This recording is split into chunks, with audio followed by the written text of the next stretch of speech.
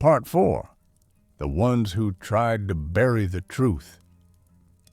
Before we continue, there's something you must understand about the governments of this world, child. Whenever the impossible happens, they don't panic. They prepare. And they prepared for this long before the 3 nights occurred. We like to believe authority is blind, incompetent, slow to react. But when it comes to events like these, events that threaten the architecture of human reality, governments do not dismiss, ignore, or forget. They classify, and they get to work. After gathering statements from Jonas, the submarine logs, the Antarctic anomalies, and the bunker recordings, I began to cross-reference each account with restricted files I've collected over the years. Patterns emerged quickly. Too quickly. This was not the first time something had swept across human consciousness.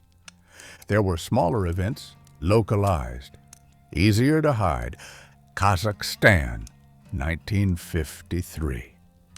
An entire mining town collapsed into sleep for 29 hours.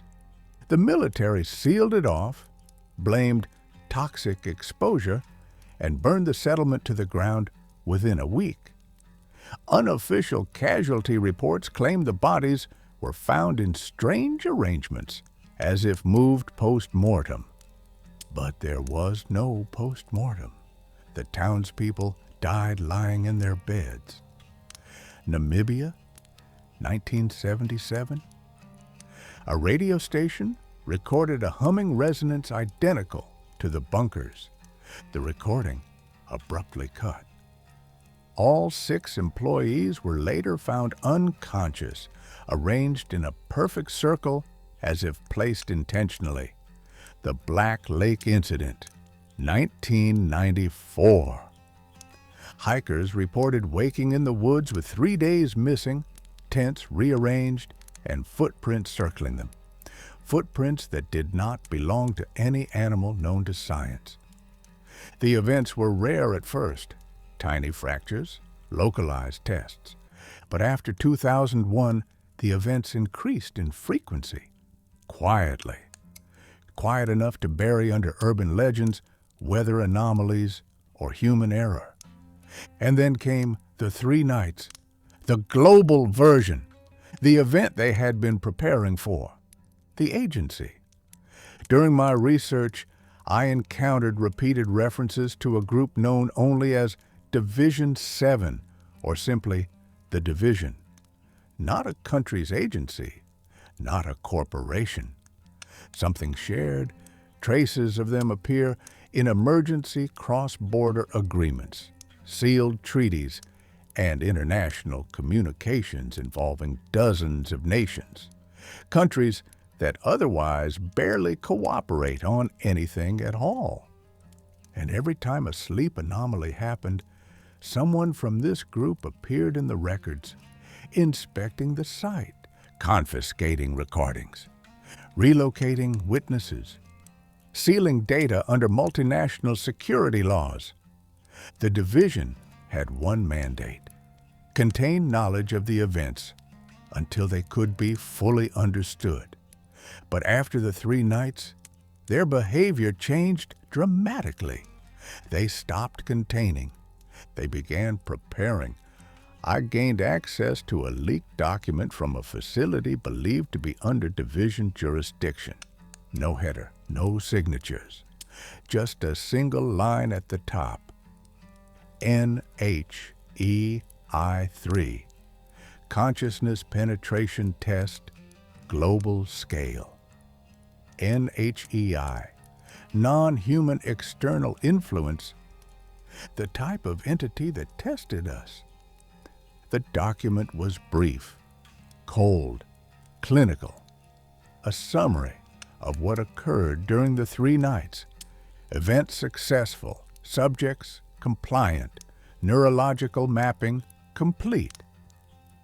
Awaiting signal for Phase 2 assimilation. Assimilation?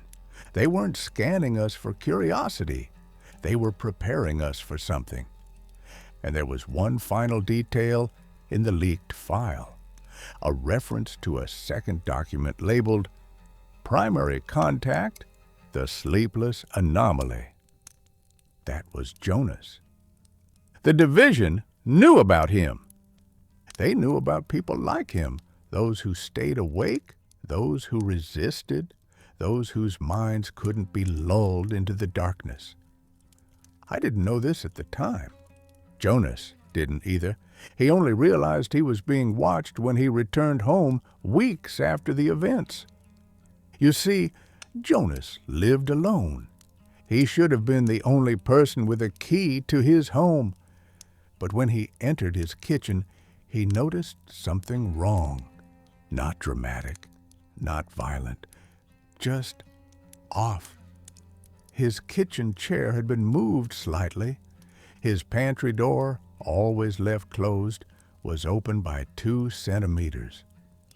The jacket he hung on the wall had been rotated on its hook. Small things, deliberate things. Someone had been inside his home, and they wanted him to know it. The division visited him several times, each encounter colder than the last. Each time, they asked him to retell exactly what he saw. They acted indifferent, emotionless. But Jonas wasn't stupid. He understood fear when he saw it, and they were afraid. Not of him, of what he had witnessed. They kept returning until they didn't. 3 weeks after their last visit, every trace of Jonas vanished. His house emptied, his phone disconnected, his accounts frozen. The division erased him. I only know what happened next because he managed to send me one final message, an email with no subject, no body text. Just a single audio attachment, a short recording of the same humming resonance, but clearer, sharper, almost spoken. When I ran the audio through all my tools, frequency mapping, spectrogram analysis, cross-referencing with known languages, I got the same result every time. A pattern, a structure, a single repeated phrase, phase 2 begins. I haven't heard from Jonas since. Now, child, you know why the division tried so hard to bury this. They understand what's coming. They always have. Before we continue, let me ask you something. If an agency this powerful is terrified of what's approaching, what chance do you think the rest of us have when phase 2 begins?